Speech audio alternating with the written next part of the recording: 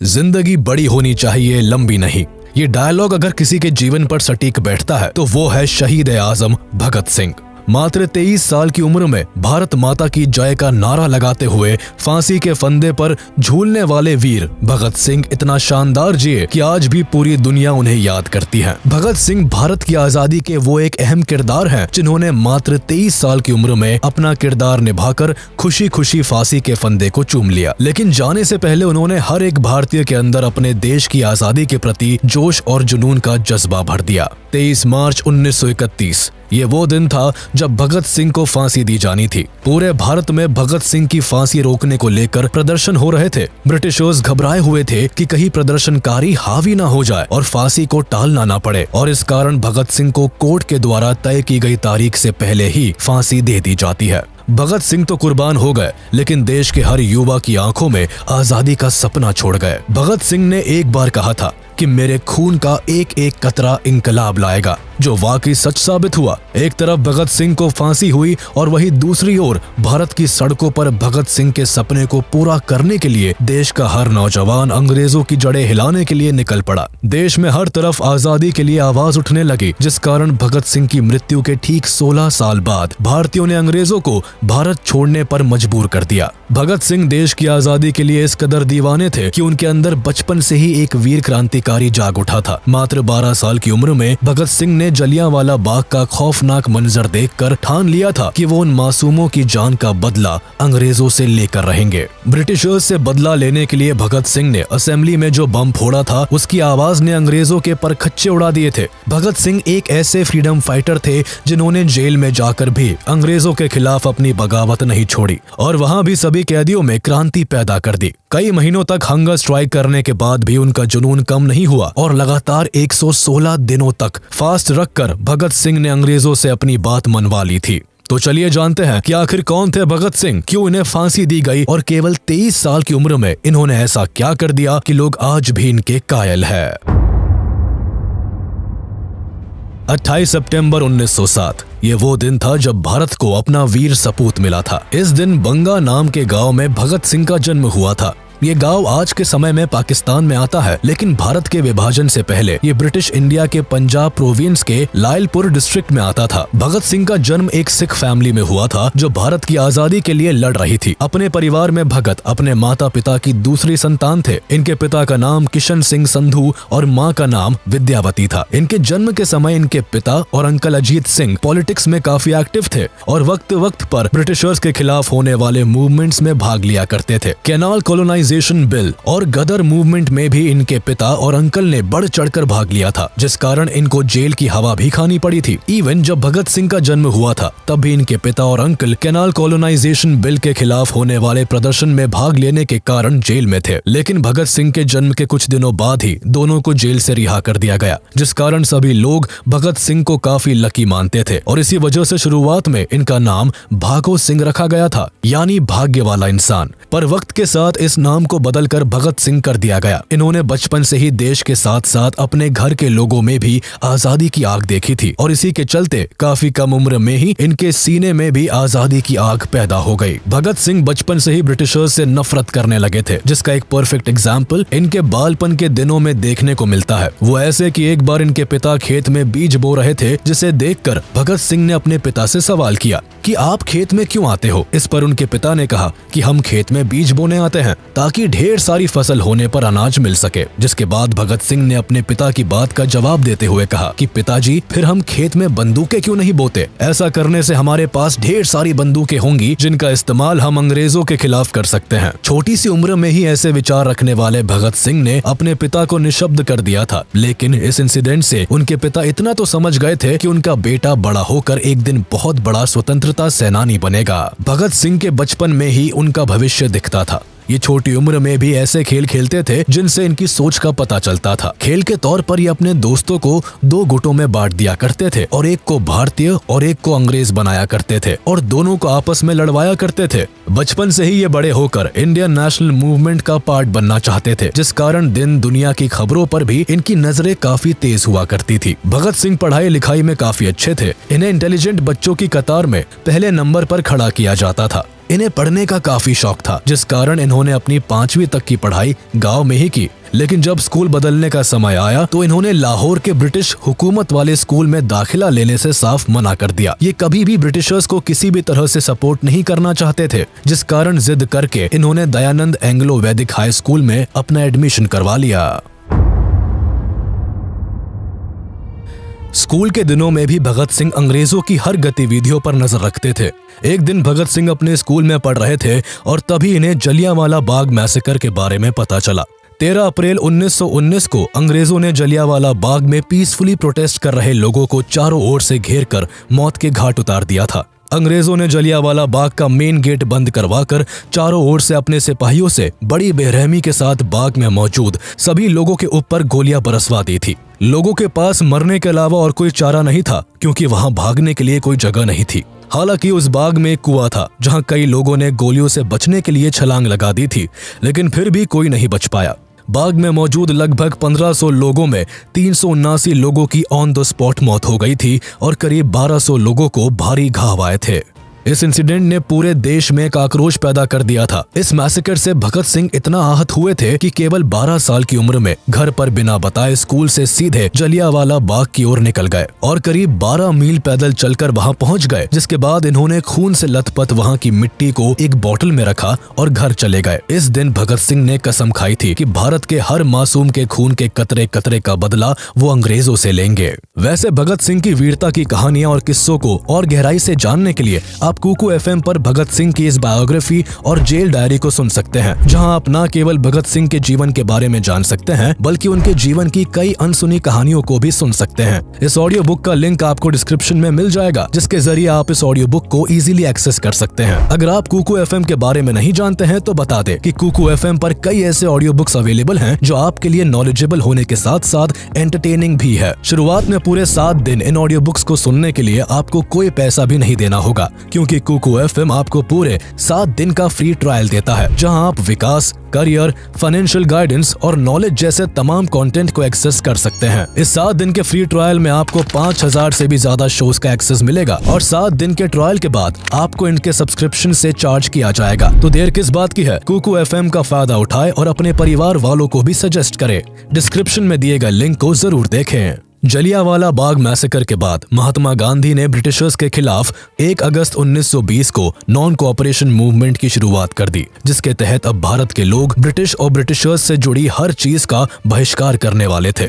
इस मूवमेंट में गांधी जी ने साफ कर दिया था कि स्वराज ही उनका अल्टीमेट गोल है। वो किसी भी कारण से ब्रिटिशर्स के नीचे अब दबने के लिए तैयार नहीं थे। इस मूवमेंट को पूरे भारत की ओर से सपोर्ट मिला। इसके तहत ब्रिटिश प्रोडक्ट से लेकर ब्रिटिश टाइटल और ऑफिसेस तक का बॉयकॉट किया जाने लगा। भगत सिंह भी गांधी जी के इस मूवमेंट से काफी प्रभावित हुए और उन्होंने गांधी जी के इस मूवमेंट को पूरे जोरों शोरों से सपोर्ट किया। भगत सिंह न केवल खुद बल्कि अपने दोस्तों को भी इस मूवमेंट में पार्ट लेने के लिए प्रोत्साहित किया करते थे। उन्होंने ब्रिटिशर्स द्वारा बनाए गए सामानों को जलाना शुरू कर दिया। वो सरेआम ब्रिटिश स्पॉन्सर्ड बुक्स को भी आग लगा दिया करते थे। कुल मिलाकर भगत सिंह को अब तक लगने लगा था कि ब्रिटिशर्स को गांधी जी ही हरा सकते हैं और अब भारत को जल्दी ही आजादी मिलने वाली है। लेकिन तभी एक इंसिडेंट होता है जो भगत सिंह को पूरी तरह से तोड़ देता है। दरअसल नॉन कोऑपरेशन मूवमेंट के समय सड़कों पर लोग ब्रिटिशर्स के खिलाफ अनआर्म्ड रहकर नारे लगाते थे। बेशक ब्रिटिशर्स को ये बात अच्छी नहीं लगती थी, जिसके लिए वो कई तरह के पैतरे भी आजमाते थे। एक बार इसी तरह नॉन कोऑपरेशन मूवमेंट के दौरान एक भीड़ नारे लगाती हुई एक पुलिस स्टेशन के पास पहुंच जाती है, जहां पुलिस वाले भारतीयों को नारेबाजी न करने के लिए धमकाते हैं। लेकिन जब भारतीय नहीं मानते तो पुलिस वाले उन पर गोलियां चला देते हैं,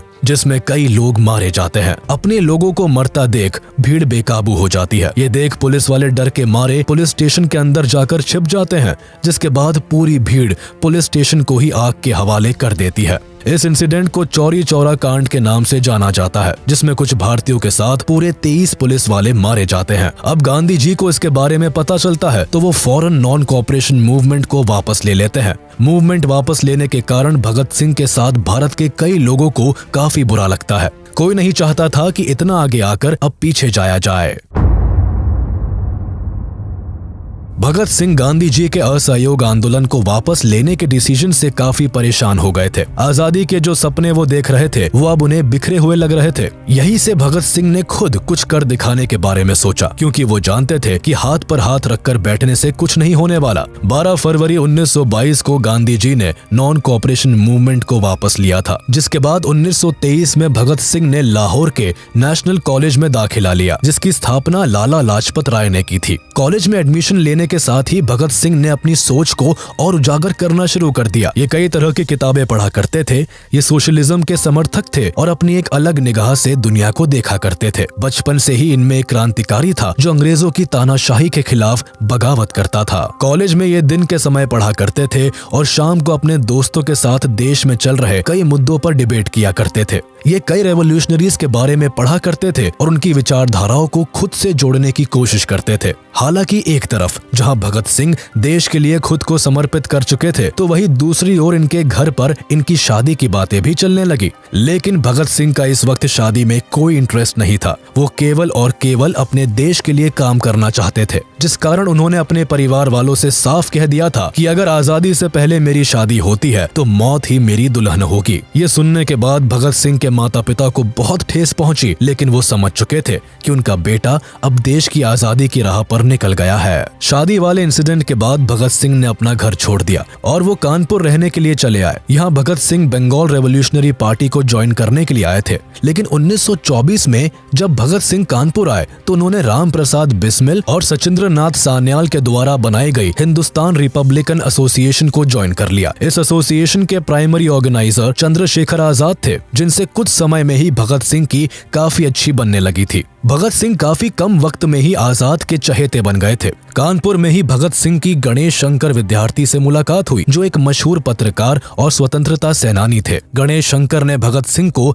अपने पीरियोडिकल ऑफिस में काम पर रख लिया। इनका प्रताप नाम का एक साप्ताहिक पत्र भी निकला करता था, जिसमें भगत सिंह ने बलवंत के नाम से लिखना शुरू कर दिया। प्रताप में सिंह कई और ग्रेट रेवोल्यूशनरीज की ऑटोबायोग्राफीज को लिखा और ट्रांसलेट किया करते थे। पूरा देश इनके लिखने के तरीके को काफी पसंद किया करता था। यह वही समय था जब भगत सिंह के थॉट प्रोवोकिंग आर्टिकल से इम्प्रेस होकर सचिंद्र नाथ सान्याल ने उन्हें चंद्रशेखर आजाद से मिलवाया था। कुल मिलाकर भगत सिंह का छोटा पर काफी सक्सेसफुल जर्नलिस्टिक करियर रहा, जहां इन्होंने कई मैगजीन्स के साथ मिलकर काम किया और काफी नाम कमाया। इन्होंने कीर्ति, प्रताप, वीर अर्जुन, मतवाला, प्रभा और वंदे मातरम जैसी मैगजीन्स और न्यूज़पेपर्स के लिए काम किया था और हर जगह से इन्हें काफी प्रशंसा मिली। हर कोई इनके लेख का कायल था। इनकी पर्सनालिटी की तरह इनका लिखने का अंदाज भी जरा हटकर था। ये अपनी लिखने की ताकत से ही ब्रिटिशर्स के पुर्जे हिला दिया करते थे। इनका लिखा हुआ पढ़ने भर से ही देश की जनता में अंग्रेजों के खिलाफ लड़ने की एक शक्ति पैदा हो जाती थी। इनके लिखे कई आर्टिकल्स को तो अंग्रेजों ने बैन भी करवा दिया था। अंग्रेज अब तक भगत सिंह को पहचानने लगे थे, लेकिन भगत सिंह कहाँ किसी से डरने वालों में से थे।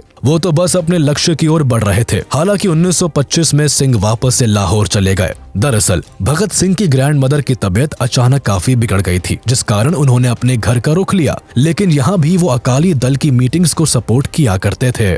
हालांकि अभी तक भगत सिंह किसी ऐसी ऑर्गेनाइजेशन से नहीं जुड़े थे जो ब्रिटिशर्स के खिलाफ सख्त कदम उठाए या उनका बॉयकॉट करे, और इसी कारण मार्च 1926 में भगत सिंह और उनके कलीग्स ने एक यूथ ऑर्गेनाइजेशन की स्थापना की, जिसे नौजवान भारत सभा का नाम मिला। इस ऑर्गेनाइजेशन को ओरिजिनली लाहौर में एस्टैब्लिश किया गया था, लेकिन इसको अमृतसर से ऑर्गेनाइज किया जाता था। नौजवान भारत सभा का मेन एम भारत के यूथ्स को जगाना था। इस सभा की मदद से भगत सिंह पंजाब के यंग स्टूडेंट्स एंड वर्कर्स को नेशनलिस्ट एंड रेवोल्यूशनरी आइडियोलॉजीज की ओर बढ़ा रहे थे।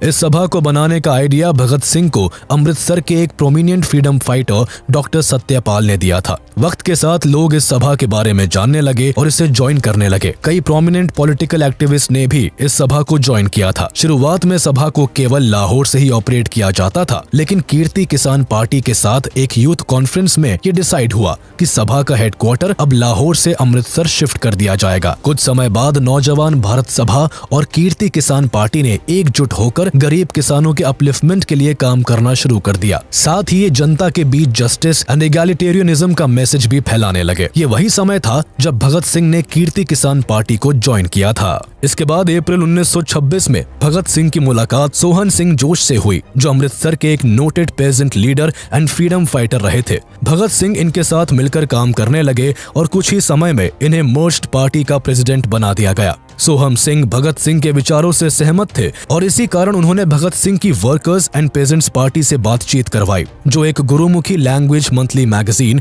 कीर्ति को पब्लिश करती थी।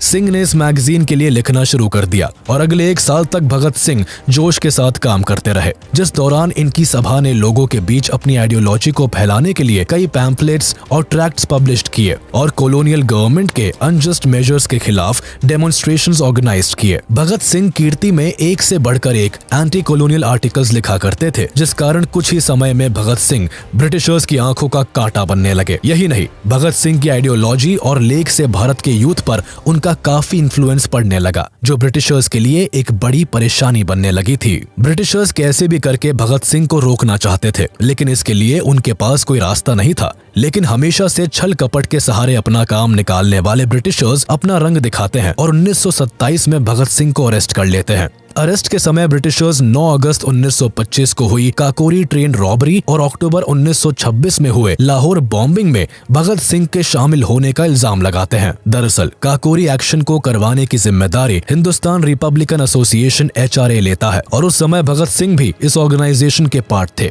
जिस कारण उन्हें अरेस्ट करना ब्रिटिशर्स के लिए आसान बन गया था। हालांकि काकोरी एक्शन की प्लानिंग एंड एग्जीक्यूशन करने का काम राम प्रसाद बिस्मिल, अशफाकुल्ला खान और चंद्रशेखर आजाद जैसे कई लीडर्स ने किया था। कुछ समय बाद काकोरी कॉन्स्पिरेसी ट्रायल में राम प्रसाद बिस्मिल सहित 4 लोगों को फांसी और 16 लोगों को आजीवन कारावास की सजा सुनाई गई थी। लेकिन ब्रिटिशर्स के पास भगत सिंह के खिलाफ ना कोई ठोस सबूत थे और ना ही कारण, जिस वजह से अरेस्ट के कुछ समय बाद ही भगत सिंह को 60,000 रुपए का भुगतान करने के बाद छोड़ दिया गया था। जेल से रिहा होने के बाद भगत सिंह ने एक बार फिर चंद्रशेखर आजाद से मुलाकात की। दरअसल काकोरी एक्शन में चंद्रशेखर आजाद ब्रिटिशर्स की पकड़ से भागने में सफल रहे थे, लेकिन अब उनके पास कुछ नहीं बचा था, क्योंकि काकोरी एक्शन में HRA के कई बड़े लीडर्स अरेस्ट हो गए थे और HRA बुरी तरह से बिखर गई थी। पर भगत सिंह ने आजाद को एक नई उम्मीद दी और दोनों ने मिलकर HRA को एक बार फिर नए सिरे से शुरू करने के लिए जी जान लगा दी। HRA के रिफॉर्मेशन के लिए सितंबर 1928 में दिल्ली के फिरोज शाह कोटला में एक सीक्रेट मीटिंग हुई, जिसमें बंगाल, बिहार और पंजाब के रेवोल्यूशनरी ने भाग लिया, जिसके बाद फाइनली HSRA यानी हिंदुस्तान सोशलिस्ट रिपब्लिकन एसोसिएशन की फॉर्मेशन हुई। इस एसोसिएशन पर भगत सिंह का काफी ज्यादा इन्फ्लुएंस था, जिस कारण एसोसिएशन से जुड़े सभी मेंबर्स एंटी ब्रिटिश थे। इस समय भारत में साइमन कमीशन का बड़े जोरों शोरों से विरोध हो रहा था। दरअसल 1928 में ही ब्रिटिश गवर्नमेंट के द्वारा भारत में एक कमीशन बैठाया गया, जिसका मेन काम भारत की पॉलिटिकल सिचुएशन पर रिपोर्ट तैयार करना और ब्रिटिश गवर्नमेंट को सौंपना था। लेकिन परेशानी ये थी कि इस कमीशन में एक भी भारतीय शामिल नहीं था और इसका हेड भी एक ब्रिटिशर यानी जॉन साइमन था। इसी वजह से देश में कुछ एक्टिविस्ट ग्रुप ने इस कमीशन के खिलाफ प्रोटेस्ट करना शुरू कर दिया। देखते ही देखते ये प्रोटेस्ट पूरे भारत में फैल गए और हर कोई साइमन गो बैक के नारे लगाने लगा। इस समय लाला लाजपत राय एक ऑल पार्टी प्रोटेस्ट को लीड कर रहे थे, जो साइमन कमीशन के अगेंस्ट काम कर रहा था। पूरे भारत में हो रहे प्रोटेस्ट ब्रिटिशर्स को नहीं भा रहे थे, जिस कारण इसी समय ब्रिटिशर्स कुछ ऐसा करते हैं जिसका भगत सिंह पर काफी असर होता है और इसी के कारण भगत सिंह पहली बार किसी ब्रिटिशर के खिलाफ कलम की जगह हाथ में बंदूक तान लेते हैं।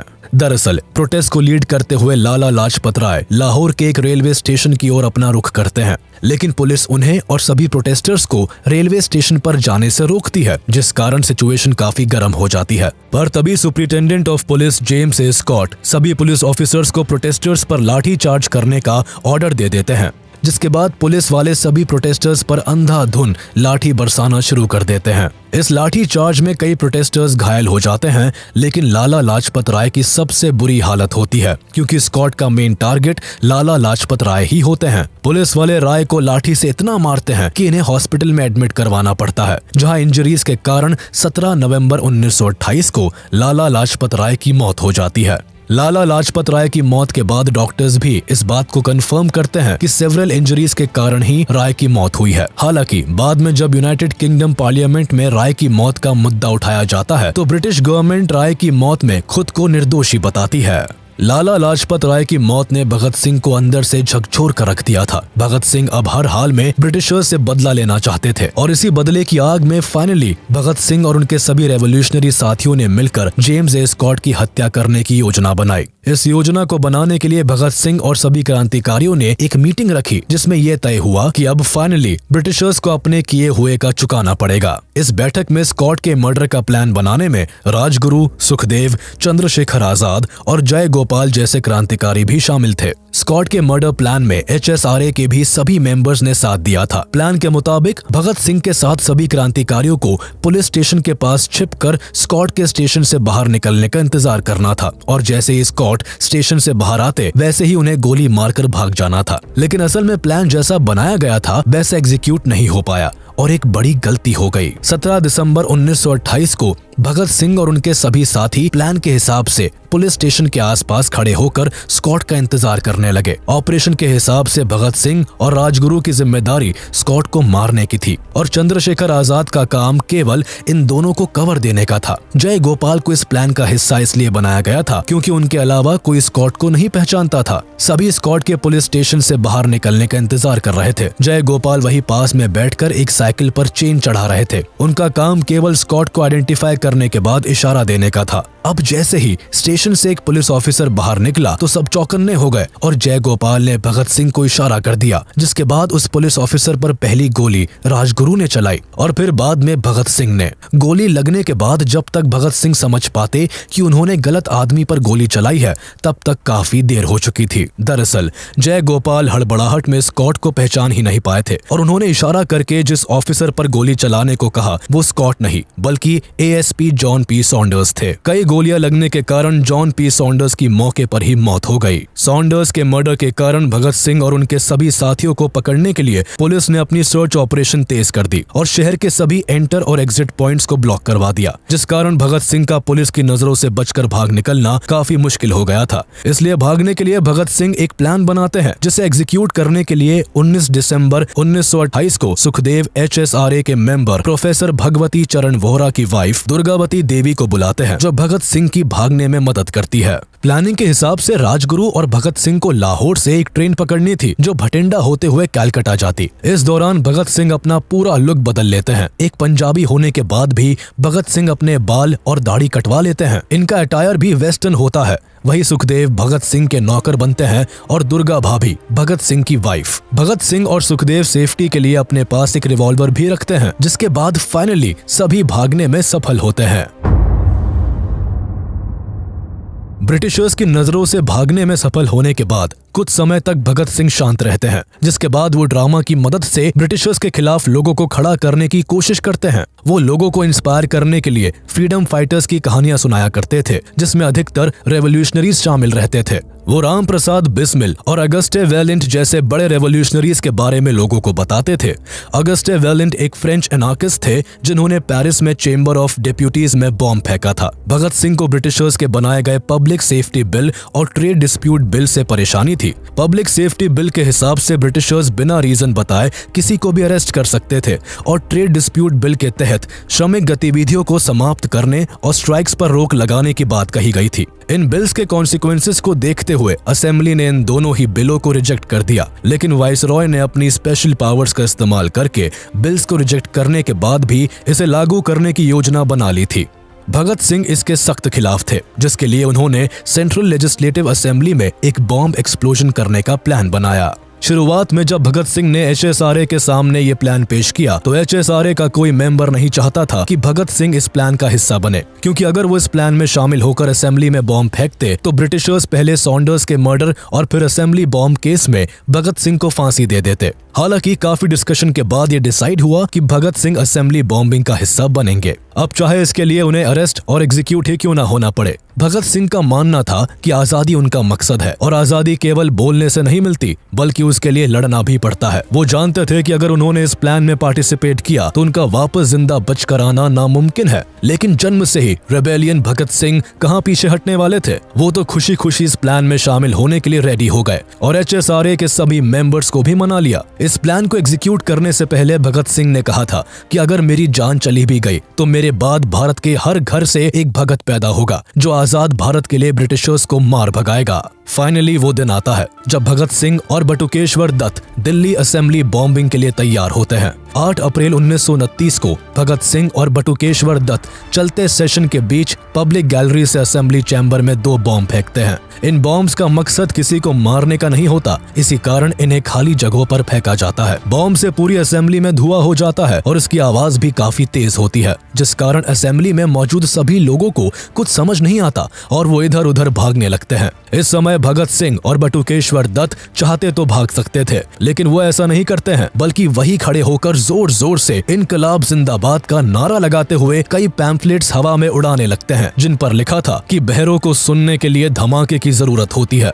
इसके बाद दोनों खुद को पुलिस के हवाले कर देते हैं। अरेस्ट होने का मेन मकसद कोर्ट ट्रायल्स के जरिए अपनी बातों को पूरे हिंदुस्तान के कानों तक पहुंचाना था, जिससे सभी भारत की आजादी की लड़ाई में बढ़ चढ़कर हिस्सा ले। अरेस्ट के कारण फाइनली पिछले 1 साल से ब्रिटिशर्स को जिसकी तलाश थी वो आज उनके हाथ लग जाता है। अरेस्ट करने के बाद भगत सिंह और बटुकेश्वर दत्त को लाहौर के बॉस्टल जेल में डाल दिया जाता है, जहां 10 जुलाई 1929 को दोनों के ऊपर मुकदमा शुरू होता है। 7 मई 1929 को भगत सिंह और बटुकेश्वर दत्त पर 2 केसेस के लिए ट्रायल्स चलते हैं, जिसमें एक असेंबली बॉम्ब केस के लिए और दूसरा सॉन्डर्स मर्डर के लिए। दोनों ट्रायल्स में भगत सिंह अपनी साइड से कॉन्फिडेंट रहते हैं, लेकिन ब्रिटिशर्स को तो कैसे भी करके भगत सिंह को फांसी देनी थी। ट्रायल्स की शुरुआत में भगत सिंह और दत्त अपने केस को बहुत सीरियसली लड़ते हैं, लेकिन वक्त के साथ इन्हें समझ आने लगता है कि वो चाहे कितनी भी कोशिश क्यों ना कर ले, ब्रिटिशर्स उन्हें अब जेल से घर वापस कभी नहीं जाने देंगे। ट्रायल्स की शुरुआत में बटुकेश्वर दत्त की ओर से अफसर अली केस को लड़ते हैं, तो वही भगत सिंह अपना केस खुद लड़ने का फैसला लेते हैं। भगत सिंह स्टार्टिंग से ही अपना स्टैंड क्लियर करते हुए चलते हैं। वो रेवोल्यूशनरीज के बारे में कहते हैं कि जब अग्रेसिवली तरीके से फोर्स का इस्तेमाल किया जाता है तो वो वायलेंस और अनजस्टिफाइबल कहलाता है, लेकिन जब किसी लेजिटिमेट कॉज को आगे बढ़ाने के लिए इसका इस्तेमाल किया जाता है तो इसका अपना मॉरल जस्टिफिकेशन होता है। ब्रिटिशर्स के खिलाफ भगत सिंह के रवैये को देखते हुए अंग्रेज वही करते हैं जो उनसे एक्सपेक्टेड था। कोर्ट किसी भी सूरत में रेवोल्यूशनरीज के द्वारा किए गए कामों को सही नहीं बताती और मैलिशियस एंड अनलॉफुल इंटेंट का हवाला देते हुए भगत सिंह और दत्त को गलत ठहराती है।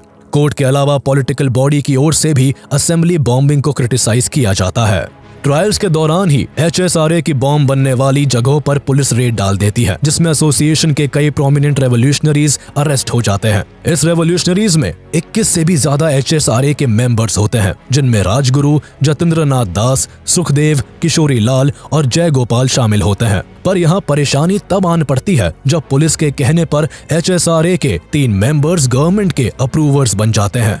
भगत सिंह को फंसाने की साजिश रच रहे ब्रिटिशर्स मौका पाते ही अपने काम पर लग जाते हैं और फणींद्र नाथ घोष, हंसराज बोहरा एंड जय गोपाल को भगत सिंह के खिलाफ कोर्ट में गवाही दिलवा देते हैं। इनकी गवाही से भगत सिंह को काफी सदमा लगता है, लेकिन फिर भी वो खुद को संभालते हैं और आखिरी सांस तक लड़ते हैं। गवाही मिलने के बाद ब्रिटिशर्स भगत सिंह और उनके साथियों के ऊपर मेनली 3 केसेस को हाईलाइट करके डिसीजन दिलवाते हैं, जिनमें Saunders murder, assembly bombing and bomb manufacture के केस शामिल होते हैं। 10 जुलाई 1929 को सभी ट्रायल्स एक स्पेशल सेशंस कोर्ट में होते हैं, जहां 28 एक्यूज रेवोल्यूशनरीज के अगेंस्ट सजा सुनाई जाती है। ये ट्रायल पूरी तरह से बायस्ड होता है। कोर्ट हार्डली ही स्टैंडर्ड लीगल राइट्स प्रिंसिपल का इस्तेमाल करते हुए अपना डिसीजन सुनाता है और भगत सिंह, राजगुरु और सुखदेव को कैपिटल पनिशमेंट दी जाती है। भगत सिंह और उनके साथियों की फांसी रोकने के लिए कई नेशनल लीडर्स ब्रिटिशर्स से रिक्वेस्ट करते हैं, लेकिन कोई फायदा नहीं होता है, क्योंकि किसी भी सूरत में ब्रिटिशर्स भगत सिंह की कैपिटल पनिशमेंट को कम ना करने की ठान लेते हैं। हालांकि बात जब रिक्वेस्ट करने से नहीं बनती तो HSRA के अटर्नीज भगत सिंह को बचाने के लिए हेबियस कॉर्पस पिटीशन को फाइल करते हैं, लेकिन इसे भी जज विस्काउंट ड्यूनेडिन के द्वारा डिनाई कर दिया जाता है। भारत के कई लीडर्स भगत सिंह को बचाने की पूरी कोशिश करते हैं, लेकिन चाहकर भी कोई फांसी को नहीं रोक पाता। इवन जेल में रहने के दौरान भगत सिंह के पिता उन्हें लिखते भी है कि वो उन्हें बचाने के लिए पूरी कोशिश कर रहे हैं और अब वो लेटर लिखकर ब्रिटिश गवर्नमेंट से भगत सिंह को फांसी न देने की रिक्वेस्ट करेंगे। लेकिन भगत सिंह अपने पिता को साफ शब्दों में लिखकर साफ कर देते हैं कि उन्हें किसी की मर्सी की जरूरत नहीं है और जिस रास्ते पर वो है, ये रास्ता उन्होंने अपने लिए खुद चुना है। डेथ सेंटेंस सुनाने के बाद भगत सिंह और उनके साथियों को दिल्ली जेल से शिफ्ट करके सेंट्रल जेल मियानवाली भेज दिया जाता है। यहाँ जब भगत सिंह आते हैं तो वो इंडियन प्रिजनर्स और यूरोपियन प्रिजनर्स में हो रहे डिस्क्रिमिनेशन को देखकर दंग रह जाते हैं। इस जेल में भारतीय कैदियों की हालत बद से बदतर होती है। उन्हें ना ठीक तरह से खाना दिया जाता था और ना पानी, न उनके सोने की कोई साफ जगह थी और ना ही रहने की। भगत सिंह ने उस जेल में रह रहे भारतीयों की हालत को सुधारने के लिए ब्रिटिशर्स से मांग करनी शुरू कर दी। इन मांगों में इक्वालिटी के साथ food standards, clothing, toiletries, hygienic necessities और बुक्स एंड डेली न्यूज़पेपर की डिमांड की गई थी। इसके साथ ही भगत सिंह ने पहले ही ब्रिटिशर्स को ये साफ कर दिया था कि जेल में वो किसी तरह की फोर्स्ड मैनुअल लेबर और अनडिग्निफाइड वर्क को नहीं करेंगे। हालांकि ब्रिटिशर्स ने भगत सिंह की बेसिक नेसेसिटीज को भी नहीं माना, जिसके बाद भगत सिंह ने सबसे ज्यादा 116 दिनों तक हंगर स्ट्राइक करके हिस्ट्री का एक रिकॉर्ड बना देते हैं। इस समय भगत सिंह हंगर स्ट्राइक करके ब्रिटिशर्स से जेल में रह रहे भारतीयों के लिए इक्वालिटी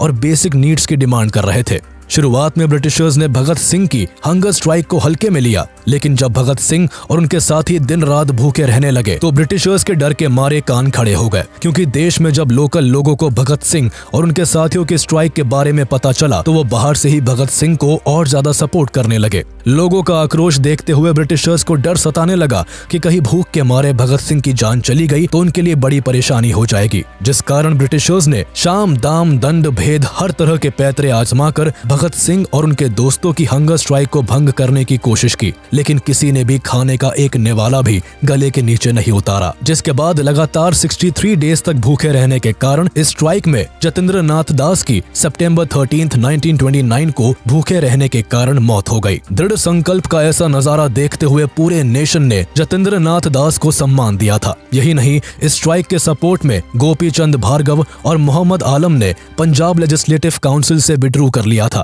वही पंडित जवाहरलाल नेहरू ने ब्रिटिश गवर्नमेंट को लाहौर कैप्टिव्स में इनह्यूमन ट्रीटमेंट करने के लिए उन्हें क्रिटिसाइज किया था। साथ ही नेहरू ने सेंट्रल असेंबली में लाहौर कैप्टिव्स के साथ हो रहे इनह्यूमन ट्रीटमेंट को रोकने के लिए एक एडजर्नमेंट मोशन भी स्पॉन्सर किया था। न्यूज़पेपर्स में लगातार लाहौर एंड अमृतसर में मास मीटिंग्स की खबरें छपने लगी थी। इतने सपोर्ट को देखते हुए ब्रिटिशर्स ने लोगों को रोकने के लिए सेक्शन 144 को इम्पोज कर दिया। इतना ही नहीं, जवाहरलाल नेहरू खुद सेंट्रल जेल विजिट करते हैं और भगत सिंह के साथ सभी स्ट्राइकर्स से मिलकर उन्हें सपोर्ट करने का वादा करते हैं। वही उस समय मोहम्मद अली जिन्ना भी स्ट्राइकर्स को सपोर्ट करते हैं और भरी असेंबली में उनके फेवर में बोलते हैं। लोगों का भरपूर सपोर्ट और दास की मौत के बाद ब्रिटिशर्स समझ जाते हैं और फाइनली भगत सिंह की शर्तों को एक्सेप्ट कर लेते हैं, जिसके बाद पूरे 116 दिनों बाद भगत सिंह और उनके सभी साथी 5 अक्टूबर 1929 को अपना हंगर स्ट्राइक तोड़ते हैं। सजा सुनाए जाने के कारण भगत सिंह को अपना भविष्य पता था। अब वो लगातार जेल के लोगों के साथ आराम से रहते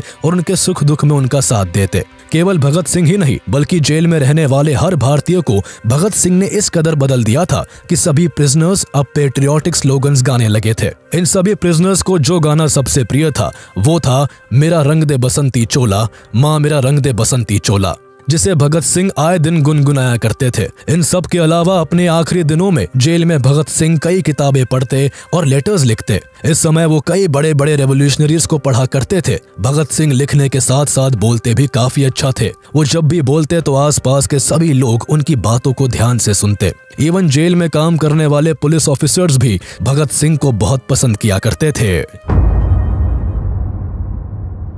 फाइनली अब वो दिन आ जाता है जब भगत सिंह को इस दुनिया से अलविदा कहना पड़ता है। लेकिन देश अभी भी भगत सिंह को विदाई देने के लिए तैयार नहीं था, जिस कारण अभी भी जोरों शोरों से चारों ओर भगत सिंह को बचाने के लिए हर कोई अपनी पूरी कोशिश में लगा हुआ था। 24 मार्च 1931 को भगत सिंह और उनके साथियों को फांसी देनी थी, लेकिन पूरे भारत में भगत सिंह के सपोर्ट में हो रहे प्रोटेस्ट को देखकर ब्रिटिशर्स डर जाते हैं और तय की गई तारीख से एक दिन पहले ही उन्हें फांसी देना तय किया जाता है। जिसके बाद फांसी का जब समय होता है तो जेलर भगत सिंह को जेल से लेकर फांसी देने वाली जगह पर लेकर जाने के लिए आते हैं, पर तब भगत सिंह कहते हैं कि मुझे थोड़ा वक्त दो, मेरी किताब का आखिरी पन्ना बचा है। अभी एक क्रांतिकारी दूसरे क्रांतिकारी से भेंट कर रहा है। दरअसल इस समय भगत सिंह लेनिन की बायोग्राफी को पढ़ रहे थे। थोड़ी देर में भगत सिंह किताब का आखिरी पन्ना पढ़ने के बाद जेलर के साथ जाने के लिए तैयार हो जाते हैं। जेलर भगत सिंह, राजगुरु और सुखदेव को फांसी देने के लिए ले जाता है, जहां भगत सिंह अपने हाथों और आंखों को ना बांधने की डिमांड करते हैं। ब्रिटिशर्स भगत सिंह के हाथों को तो नहीं बांधते, लेकिन आंखों पर काली पट्टी को बांध देते हैं,